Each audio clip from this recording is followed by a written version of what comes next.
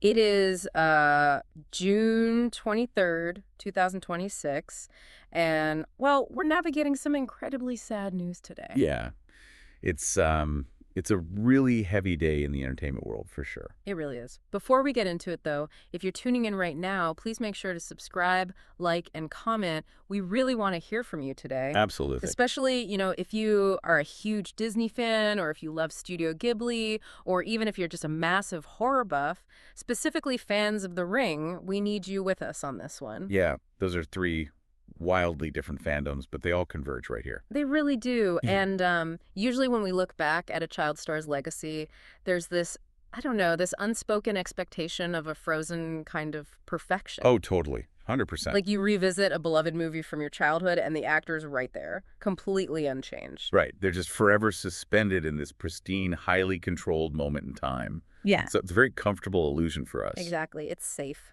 It acts as this psychological preservation mechanism for the audience.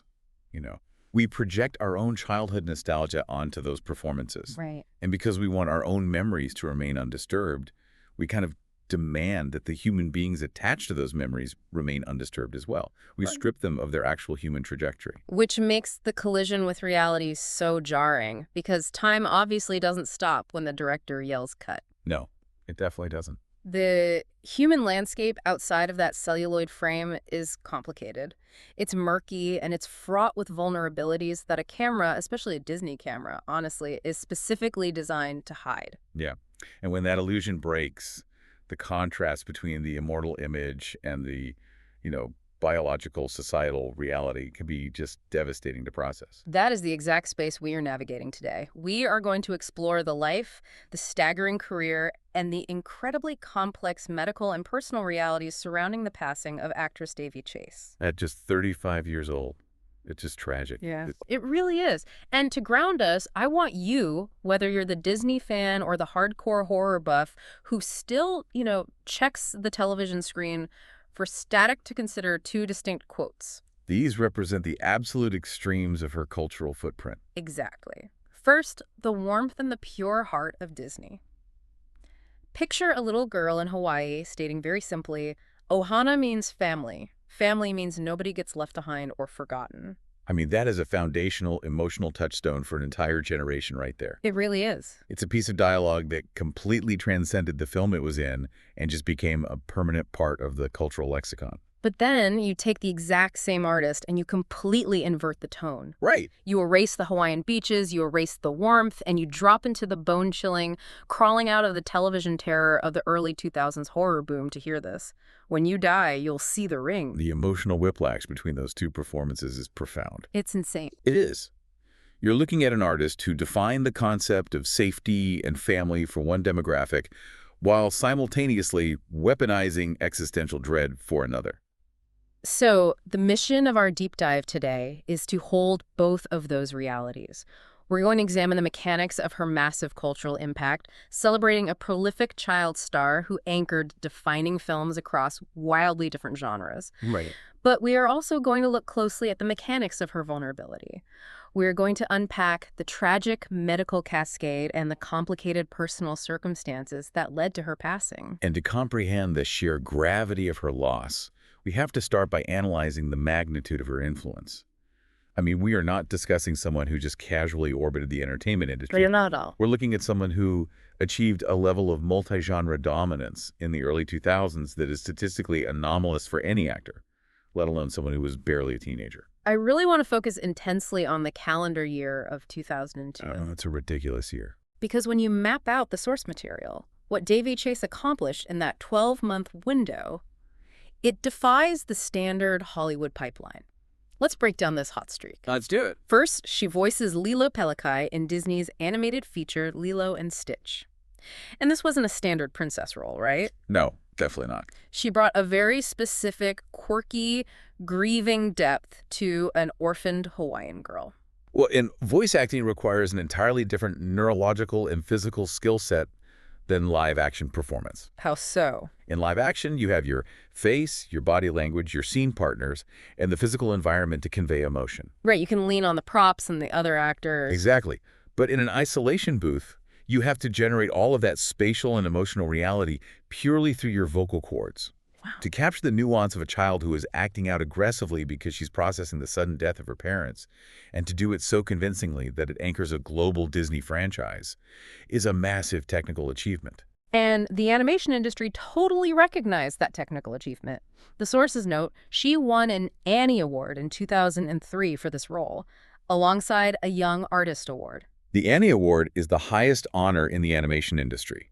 It's judged by peers, by animators and directors who understand the exact science of matching vocal performance to hand-drawn emotional beats. So it's not just a popularity contest. Not at all. For a 12-year-old to secure that level of peer validation is incredibly rare. But she didn't stop there.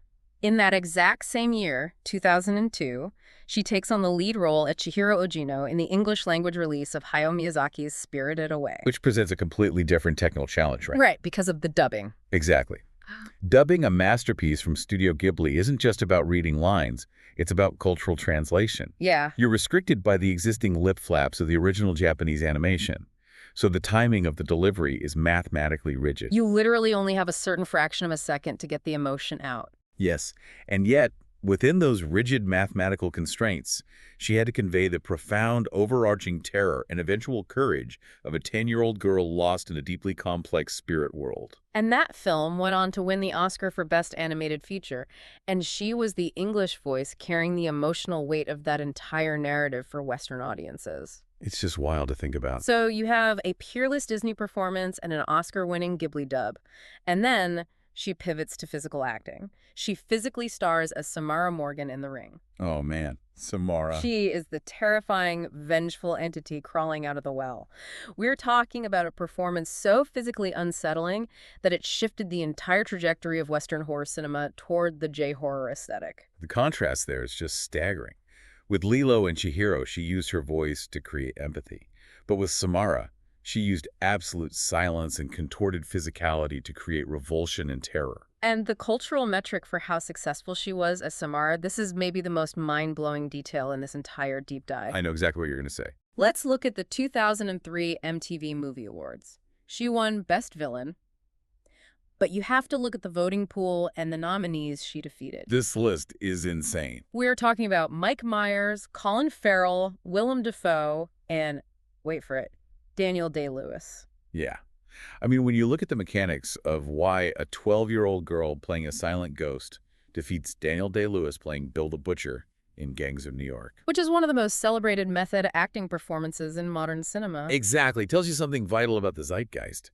Day-Lewis represented a historical prestige terror, but Samara represented an immediate invasive dread. Because it was right in your house. Exactly. The Ring weaponized the television set, an object sitting in the center of everyone's living room. Her performance wasn't just scary on screen. It followed the audience home. That's such a good point. The voting bloc resonated with that visceral invasion of their safe space. Letterboxd actually recently posted a tribute that highlights this exact phenomenon, noting how deeply her 2002 work embedded itself into the DNA of cinephile culture. She terrified an entire generation, comforted another, and introduced a third to international cinema. And the filmography doesn't stop in 2002. Yep. Even prior to that, in 2001, she had her breakthrough role as Samantha Darko in the cult classic Donnie Darko. And she demonstrated this incredible ability to transition into mature, prestige television later on, too. From 2006 to 2011, she held a recurring role in HBO's Big Love. Playing Rhonda Vilmer. Yes, playing Rhonda across 32 episodes. This was a dense, dramatic exploration of an FLDS polygamous compound. She was sharing scenes with veteran actors like Bill Paxton and Harry Dean Stanton. Just holding her own in a highly complex, often disturbing narrative environment. Completely holding her own. She also maintained her vocal elasticity, too. The sources point out that in 2014, she voiced a character named Zeno in a New Zealand preschool animated series called Gleam Gamblers. Which is such a pivot. Right. She gave Zeno this optimistic, squeaky voice, completely shedding the heavier tones of her adult live-action work. Well, and her raw vocal talent actually extended into music as well. Oh, really? Yeah. She sang in a band in 1999 that actually opened for Reba McEntire. Wait, Reba McEntire, are you serious? I'm serious. She also provided vocals during her time on Big Love. And in a detail that I think truly underscores her raw artistic baseline, she was handpicked by Steven Spielberg to sing God Bless America in the 2001 film AI Artificial Intelligence. Oh, wow. I didn't know that. Yeah.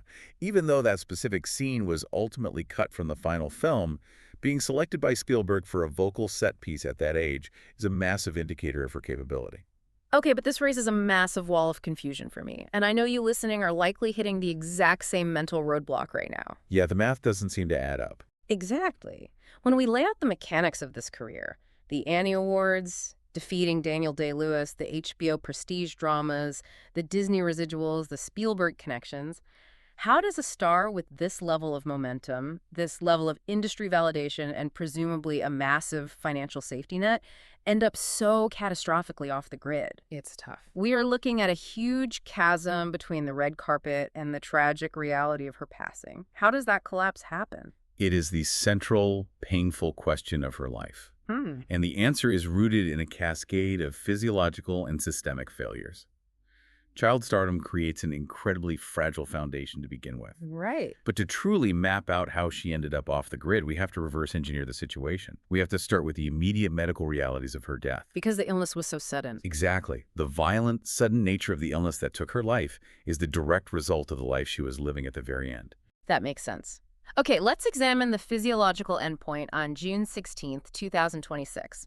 According to statements shared by her father, John David Schwalier, and the man who identified himself as her boyfriend, Daveigh Chase, died in a Los Angeles hospital at 35 years old. Right. The cause of death was septic shock, brought on by complications from bacterial meningitis and a severe blood infection. So let's look closely at the medical data from the CDC and Health Canada provided in the sources, because we need to understand the exact mechanics of what this bacteria does to a human body. Okay, so the CDC defines meningitis as the severe inflammation of the meninges. Which are what exactly? The meninges are the 3 layers of protective membranes that literally wrap around your brain and your spinal cord. Okay, so they're like a protective casing. Exactly. Now, meningitis can be triggered by viruses or fungi, Mm-hmm. but bacterial meningitis, which is what she contracted, is uniquely aggressive. And the sources mention specific strains, right? Yeah, the majority of bacterial cases are driven by 5 specific strains, A, B, C, Y, and W135. When these bacteria penetrate the cerebrospinal fluid, the body's immune system launches an extreme inflammatory response. And the timeline for this infection is just terrifying. Health Canada data shows that while symptoms can develop anywhere from 2 to 10 days after exposure, the vast majority of patients go from seemingly healthy to critically ill within 3 to 4 days. It moves incredibly fast. The symptoms are violent: a sudden spiking fever, an intense headache, and severe neck stiffness. That neck stiffness is actually a key mechanical indicator. It's clinically called neutral rigidity. Why does the neck get so stiff? Because the meninges running down the cervical spine are so heavily inflamed, any physical movement of the neck physically stretches that inflamed tissue, causing agonizing pain. Oh, that sounds awful. The sources also list nausea, vomiting, sudden changes in alertness, and photophobia. Right, photophobia, which is intense light sensitivity. This occurs because the optic nerve is directly connected to the brain and is surrounded by the same inflamed meninges. So even just looking at a light hurts. Yes. When light hits the retina, the nerve signals have to travel through that swollen, pressurized environment, which the brain interprets as severe pain. In infants who can't articulate these symptoms, it presents as lethargy, poor feeding, or a bulging fontanelle. The fontanelle being the soft spot on a baby's head. Exactly. It literally gets pushed outward by the swelling of the brain. Wow. But she wasn't just fighting meningitis. The sources make a crucial distinction here. She also suffered from a blood infection. Yes, and this is where the cascade becomes lethal. The 2 most common manifestations of this bacterial invasion are meningococcal meningitis, which is the swelling we just detailed, and a meningococcal sepsis, clinically known as meningococcium. Sepsis, so it gets into the blood. Exactly.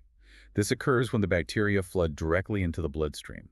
Once in the blood, the bacteria release toxins that aggressively damage the endothelial cells. Which are what? They're the inner linings of your blood vessels. Okay, so the pipes of the circulatory system are essentially breaking down. That's a great way to put it, yes. The vessel walls become permeable. They literally start leaking blood and fluids into the surrounding tissues. Oh my God. This causes a massive drop in blood pressure, depriving major organs of oxygen. The body tries to fix the leaks by forming microscopic blood clots everywhere, which uses up all the clotting proteins. Wait, so the body runs out of the ability to clot? Yes, which paradoxically leads to severe internal bleeding. This systemic collapse is septic shock. So when her boyfriend described her body as shutting down, he wasn't just using a figure of speech. No, he was describing multi-organ failure driven by this catastrophic circulatory collapse. Health Canada emphasizes that without immediate medical intervention, death can occur in a matter of hours. But here is where the data doesn't seem to match the patient. I'm looking at the risk factors outlined by the CDC. The demographics most susceptible to this disease are infants, young children, and young adults between 15 and 20 years old. They highlight populations living in highly condensed quarters, like university dormitories or military barracks, because the bacteria is transmitted through respiratory and throat secretions, like sharing drinks, kissing, close quarters, coughing. Exactly. So if the primary targets are college students in crowded dorms, how does a 35-year-old woman become the victim of this specific outbreak? That anomaly in the data is the exact bridge to understanding the tragedy of her later years. Yeah. You're entirely correct. A baseline healthy 35-year-old is not the prime candidate for this pathogen. Right. However, the medical literature contains a massive caveat. Individuals with compromised immune systems are incredibly vulnerable. Okay. For example, people lacking a functioning spleen. The spleen acts as a massive blood filter, utilizing macrophages to physically consume and destroy bacteria like meningococcus. Without it, the body is basically defenseless. Did the medical reports indicate she had a splenic disorder or a pre-existing autoimmune disease? No, they don't cite a specific autoimmune condition. But they point to something far more systemic. The boyfriend noted that prior to the lethal infection, she had been admitted to the Los Angeles hospital earlier that same month for malnutrition. Severe malnutrition. In Los Angeles. Right. Think of the immune system as a highly fortified castle. White blood cells are the soldiers, the skin and mucous membranes are the walls, and the spleen is the armory. Okay, I'm with you. Severe malnutrition essentially starves the soldiers, drains the armory, and lets the walls crumble. A malnourished body simply cannot produce the necessary leukocytes and proteins to mount an inflammatory defense. So there was nothing left to fight the infection. Nothing.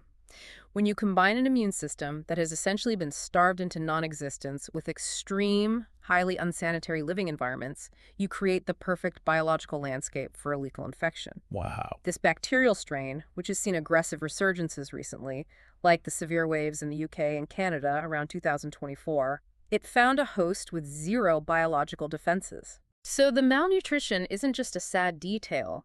It is the fundamental mechanism that allowed the meningitis to kill her. Exactly. Which forces us to look at how a globally recognized actor ends up starving on the streets. To explain her physical vulnerability, we have to look at the personal trauma she endured away from the cameras. And according to a highly personal account provided to the Daily Mail by Daveigh's mother, Kathy Chase, the catalyst for this collapse was not the psychological pressure of Hollywood, but a severe physical trauma. Kathy identified the beginning of the downward spiral as a motorcycle accident that took place in 2016, right? Yes. Let's contextualize 2016. Yes. That is the year of her final credited acting role in the horror film Jack Goes Home. So her career was actually still active when this accident occurred. It was. And the accident resulted in severe injuries to her back. Chronic back pain is one of the most notoriously difficult conditions to treat because it impacts every single movement the body makes. It's inescapable. To manage this agonizing pain, her mother stated she was prescribed highly potent painkillers, specifically mentioning medications in the oxycodone family. The mechanics of the opioid pipeline are so deeply ingrained in our society now, but it is terrifying to see it map perfectly onto a Hollywood star. It really is. You have a legitimate, agonizing physical injury. A medical professional provides a legal prescription. But opioids don't just mask pain. They fundamentally rewire the brain's reward circuitry. They do. They downregulate the brain's natural production of endorphins and alter the mu-opioid receptors.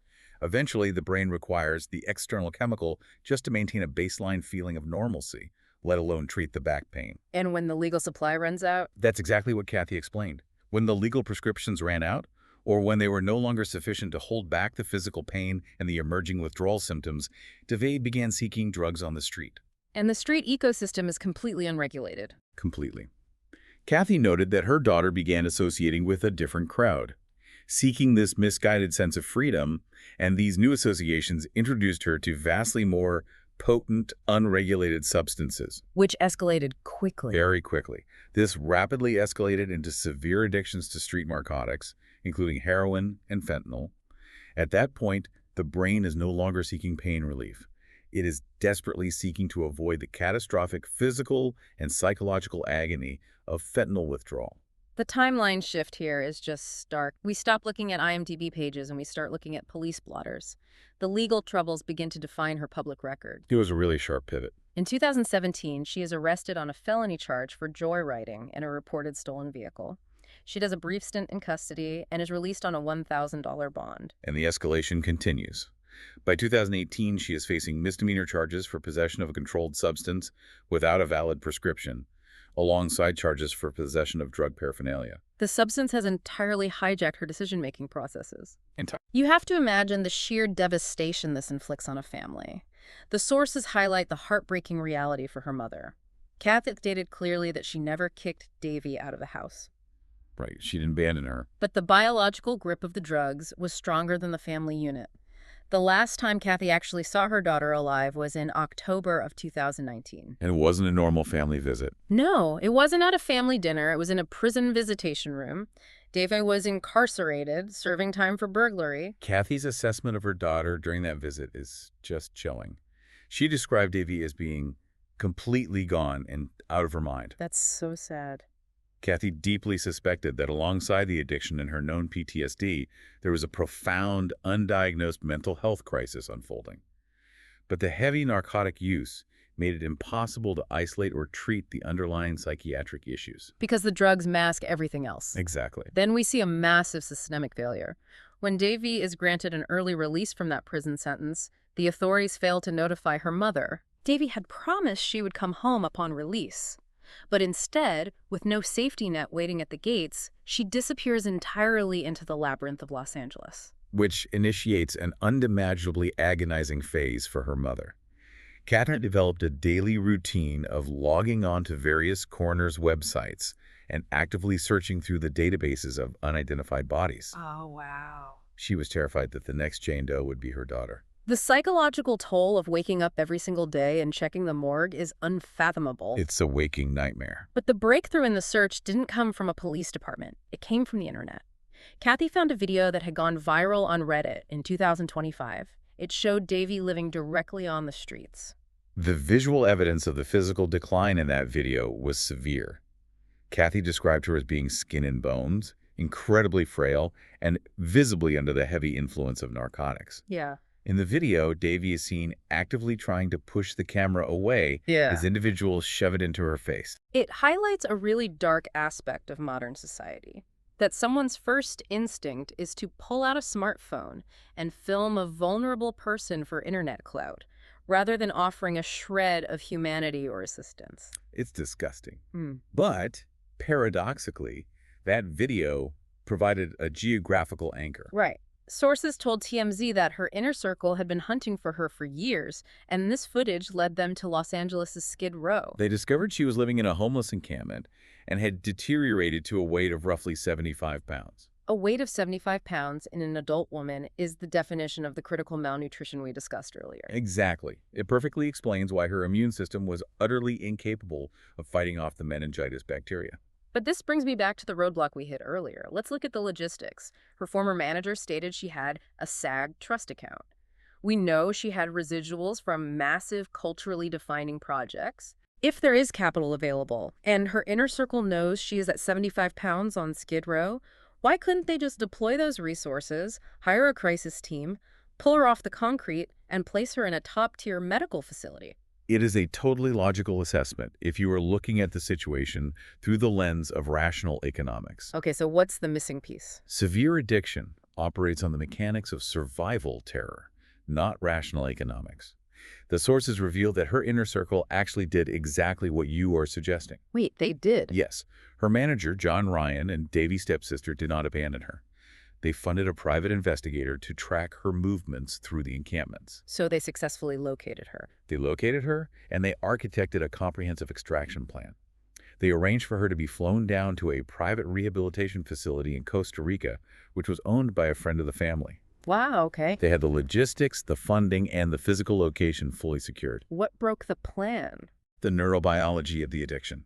When the team arrived to execute the intervention and get her on the plane, the sheer panic of impending withdrawal, the brain's absolute conviction that separating from the drug would result in death, caused her to bolt. She just ran. She vanished back into the anonymity of the streets before they could secure her. John Ryan noted how agonizingly close they were, but you cannot logically reason with a hijacked amygdala. She was compelled to run from the very people trying to save her life. That perfectly encapsulates the isolating nature of the disease. It physically forces you to sever ties with the people who hold your history. It's devastating. Which brings us to the final, highly contested and chaotic chapter of this timeline. Because when a person is estranged from their established support system, the vacuum they leave behind is frequently filled by the individuals they encounter in their darkest environments. Right. Nature abhors a vacuum. And in Daveig's case, that space was occupied by a man named Roy Hernandez. Hernandez identified himself to the media as Daveig's boyfriend. And the narrative he presented surrounding her final days in the hospital creates a stark contrast to the narrative presented by her family. Let's look closely at Hernandez's stated perspective. He is the one who initially broke the news of her critical illness to the public by launching a GoFundMe campaign while she was fighting the infection in the ICU. Yeah, his description frames a very specific dynamic. He stated that Daveigh had endured a difficult childhood and a painful falling out with her family. He claimed she was bullied and constantly struggled to find any sense of safety in downtown Los Angeles. So he positioned himself as her protector. Exactly. He positioned his role as her primary protector in that hostile environment. In the campaign, he wrote, and I quote, "When we met, I promised to protect her and give her the love and comfort she deserved. Together, we found moments of happiness and hope." According to his account, he was the one who finally transported her to the hospital when the malnutrition and the subsequent meningitis caused her organs to begin shutting down. Right. And he explicitly stated that the purpose of the GoFundMe was to generate funds to provide her with a sense of home and peace in her final days. It's a framing of two marginalized individuals trying to survive together. That's the picture he painted, yeah. But we must weigh that against the fierce rebuttal from her professional and familial circle. Her former manager, John Ryan, representing the family's perspective, came forward to vehemently dispute Hernandez's narrative. Ryan engaged directly with major outlets, including Deadline and the New York Post, explicitly urging the public not to donate a single cent to the GoFundMe. He labeled the entire campaign as illegitimate. Ryan laid out very specific logistical claims, too.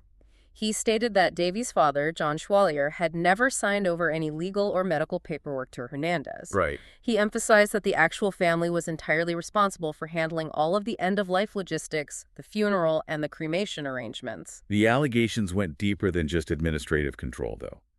Ryan claimed a far more manipulative motive on Hernandez's part. Like what? He alleged that while Hernandez did bring her to the hospital in critical condition, he intentionally withheld that information from the family. Oh, wow. So they didn't know she was dying. Right. Ryan claimed Hernandez waited until after Daveigh had already passed away to notify them, theorizing that this was a calculated move to control the dialogue and launch the public fundraiser without the family intervening to stop it. That's incredibly dark, if true. And to completely dismantle the premise that public crowdfunding was even necessary, Ryan pointed to the financial mechanics we discussed earlier. The trust. Exactly. He publicly confirmed that Daveigh still possessed a Screen Actors Guild trust account and that this trust contained more than enough capital to fully cover all top-tier end-of-life and funeral costs. Hernandez pushed back against these allegations, of course. He told TMZ that it was 100% false to characterize his fundraiser as illegitimate or a scam. But there were questions about the money. Yes. Journalistic reports noted a lack of transparency regarding exactly how the raised funds, which had actually eclipsed $3,000 before the controversy peaked, would be allocated or transferred. You look at this conflict, and it paints such a devastating picture of what happens at the end stages of severe addiction. It really does. You have this intense struggle over a vulnerable person. On one side, you have the family and the manager, the people who possess the memory of the brilliant, capable artist, the people who desperately try to orchestrate the Costa Rica intervention. Right. On the other side, you have the ecosystem of the streets, the people who shared her daily reality on Skid Row. We're not here to act as an ethical tribunal regarding the GoFundMe, but examining this friction is vital because it reveals the absolute chaos and isolation that surrounded her final days. She was trapped in the crossfire of two entirely incompatible worlds. Exactly. That is the insidious nature of the disease. It systematically dismantles your connections until your legacy is being debated by conflicting parties while you are fighting for your life in an ICU bed. As we close out this deep dive, I want to strip away the Hollywood context, the MTV awards, and the crowdfunding controversies, and bring the focus back to the fundamental human reality. Yeah. Beneath all of this noise, this is the story of a mother who lost her child to an uncompromising disease. Kathy Chase's journey is the tragic, emotional core of this timeline. After years of scrolling through coroner websites, after years of agonizing over fleeting viral footage of her daughter suffering on the street, she finally located Daveigh. But it was too late. It was. It was only after the biological damage was irreversible. The sources detail that Kathy was brought to the hospital after Daveigh's passing to officially help identify her daughter. The mechanical protocols of that hospital visit are heartbreaking. Because of the aggressive, highly infectious nature of the bacterial meningitis and the meningococcal sepsis, or perhaps due to the strict postmortem protocols of the intensive care unit, Kathy was not physically permitted to hold her daughter. She was required to stand outside the room alongside the hospital chaplain. Prevented from making any physical contact, Kathy and the chaplain laid their hands against the glass partition that separated them from Daveigh's body. Wow. Through that barrier, they prayed for her soul. Kathy later articulated that while it was a profoundly beautiful experience to share that final spiritual moment, the physical barrier represents the agonizing reality of a mother unable to offer one final embrace to her child. The image of her hands on the glass is haunting, and it brings us full circle to the profound, tragic irony of Daveigh Chase's life and her art. It's a hard parallel to ignore. This was an artist whose voice literally taught an entire generation of children the concept of ohana. That family means nobody gets left behind. Right. And yet, due to the devastating physics of a motorcycle crash, the chemical hijacking of opioid addiction, and the unforgiving reality of Los Angeles' streets, she found herself completely alienated, physically starved, and left behind. The disparity between the enduring, comforting message she vocalized and the brutal reality she endured is immense. But while the physical reality ended in tragedy, her artistic legacy remains entirely intact. It does. Decades from now, Chihiro will still be finding her courage in the spirit world, Samara will still be redefining cinematic terror, and Lilo will still be teaching audiences about the enduring power of family. Which brings me to a final thought I want to leave you with today. Okay. We opened this conversation talking about our desire to keep child stars frozen in a state of pristine perfection on our screens.